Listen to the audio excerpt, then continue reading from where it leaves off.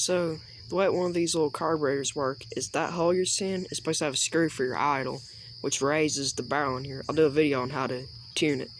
That's your carb flap. That's where your gas goes in. That's your choke lever, and then you have another one that goes right here. So here's the inside of the carburetor. Now this one is very dirty, but here's your main jet, and then right here you should have your primary jet, and then right there is your pilot jet. No, it's your pilot screw. So main jet, secondary jet, pilot screw, and then right there is where your float needle goes, and your float goes up and down when gas comes in.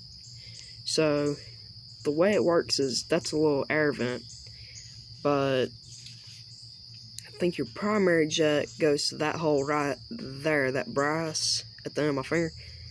And if you can see it, you ain't gonna be able to unless I focus my camera. But right there, that little white dot that you're seeing, that is a... Actually, let me get my screwdriver so I can point at it. Right there at the end of the screwdriver. That is... I do believe that is your pilot jet, pilot hole. And then... Focus, damn. So that is your main jet.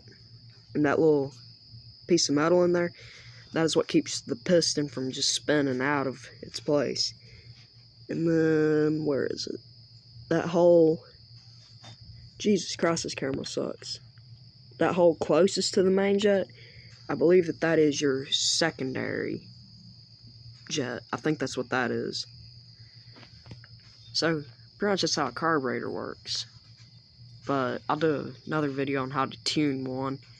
Oh, and these two pieces right here, I'm not sure what they do. I think they're like something for suction and ventilation. And that's... Is there anything else I'm forgetting? Oh yeah, the way a carburetor actually works is whenever airflow goes through here, called the Venturi effect, it sucks air up, and as the air is getting sucked up, gas gets pulled with it into the motor from the main jet. And your secondary jet and your pilot screw, they don't work off the Venturi effect. They just work off suction.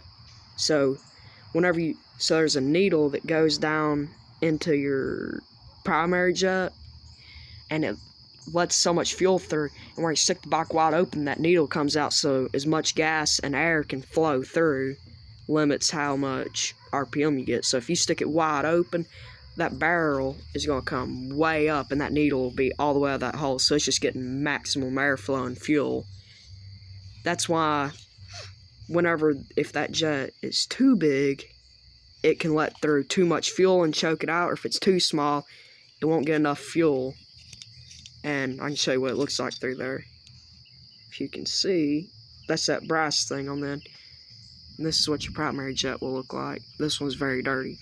It's got several little holes inside of it. And then, I don't know if I ever cleaned this one. Yeah, this one's clean. But yeah, that's pretty much how a carburetor works. I'll do another video here in a little bit to explain how to tune one.